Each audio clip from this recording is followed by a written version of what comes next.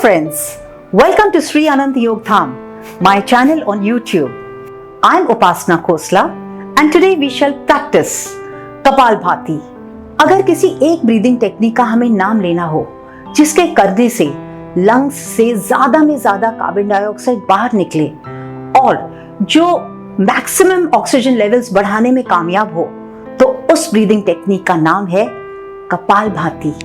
आप सबसे विनती है कि जिन लोगों को हार्ट प्रॉब्लम या लंग्स या रेस्पिरेटरी सिस्टम की कोई भी प्रॉब्लम हो, जैसे अस्थमा, सर्दी जुकाम वगैरह, तो वो ये प्रैक्टिस अपने डॉक्टर से कंसल्ट करके या फिर किसी योगा एक्सपर्ट के साथ अपनी मेडिकल हिस्ट्री डिस्कस करके ही करें। कपालभाति योगा का वो हिस्सा है जो एक ब्रीदिंग एक्सरसाइज कहलाया जाता है। इस एक्सरसाइज पे हमारे शरीर के 3 हिस्सों का उपयोग होता है।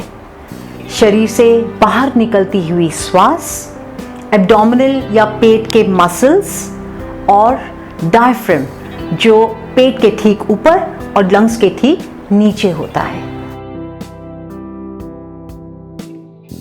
एक साफ सुथरी जगह पर अपना आसन बना लें। Sit in a comfortable sitting posture of your choice. If you are not comfortable in sitting on the floor, you may sit on a chair. Just ensure you sit tall and upright. Normal way में श्वास अंदर लेने के बाद लगातार श्वास नाक से बाहर करते रहें। हर एक्सेल पर पेट फोर्सफुली अंदर खींचना है। स्ट्रोक्स का प्रेशर नॉर्मल रहे और स्पीड एक समान हो। जब आप रुकना चाहें तो पेट का मूवमेंट या स्ट्रोक्स बंद करके नॉर्मल श्वास लीजिए। इस तरह आपका एक राउंड कंप्लीट होता है। तो इस तरह एक राउंड में आपकी कैपेसिटी के अनुसार कई बार श्वास बाहर छोड़ी जाती है, साथ में पेट अंदर खींचा जाता है।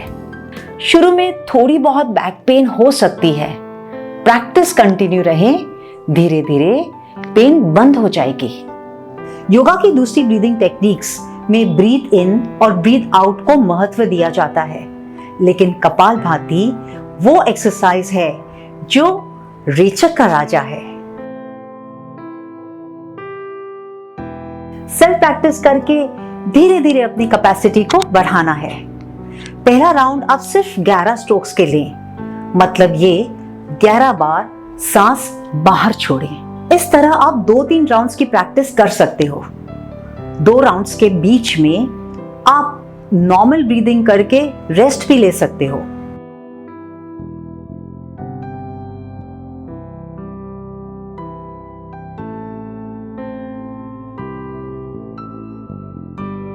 इस तरह हर हफ्ते आप 11-11 स्ट्रोक्स ऐड कर लो, लेकिन करना अपनी अपनी कैपेसिटी के हिसाब से ही है। Your body will signal you when to stop. Go according to that signal. Final target 1 minute में 120 स्ट्रोक्स का है। स्पीड बढ़ाने का मतलब है राउंड की क्वालिटी में कॉम्प्रोमाइज। कपालभाति में इतना पावर है कि वो अपने शरीर के हर हिस्से को वाइब्रेट कर सकता है। It reaches the minutest capillaries of your body. सुबह सुबह करें या फिर भोजन के 5-6 घंटे के बाद आप ये प्रैक्टिस कर सकते हैं। संस्कृत में कपाल का मतलब है माथा, सर, और भाति का मतलब है चमक। तो कपालभाति का मतलब हुआ वो जो मस्तक को चमकाए। It makes the skull to shine. Kapalbhati वो प्रैक्टिस है जिसके करने से आपके पूरे नेजल पैसेज, आपके साइनस पॉकेट्स और आपके रेस्पिरेटरी सिस्टम क्लियर होता है। पेट के मूवमेंट के कारण कपालभाति पेट के अंदर के सारे ऑर्गन्स, लिवर, स्प्लीन, पैंक्रीज, यूट्रस की हेल्दी वर्किंग में हेल्प करता है। डायबिटीज या शुगर घटाने में भी बेनिफिशियल है। कपालभाति प्राणायाम नहीं है, ये एक शतक्रिया है। जिस तरह योगा में प्राणायाम, मेडिटेशन, आसना के नाम आते हैं, उसी तरह हठ योगा में शतक्रिया या 6 क्लेंजिंग प्रोसेसेस का नाम आता है और कपालभाति इन्हीं 6 शतक्रियों में से एक है। एक्सलेशन करते वक्त लगातार जब हम पेट को अंदर की तरफ खींचते हैं तो हमारे पेट के अंदर का जो सिस्टम है, जो ऑर्गन्स हैं, वो अंदर प्रेस होकर ऊपर डायफ्राम की तरफ पुश होते हैं और इस मोमेंट से डायफ्राम ऊपर थोरैक्स की तरफ पुश होता है, जिसके कारण हमारे शरीर से कार्बन डाइऑक्साइड या टॉक्सिन्स बड़ी मात्रा में बाहर निकलते हैं। कपालभाति करने में बहुत लाभ हैं। इसके करने पर नॉर्मल ब्रीदिंग रेंज से 90 ml अधिक मात्रा में कार्बन डाइऑक्साइड हमारे शरीर से बाहर निकलता है। भारतीय योगा लेबोरेटरीज में कपालभाति पर जो रिसर्च किया जा रहा है उसमें बताया गया कि कपालभाति न सिर्फ हमारे रेस्पिरेटरी सिस्टम को साफ रखता है, बल्कि हमारे माथे, सर और सर से जुड़े हर हिस्से को भी साफ रखता है।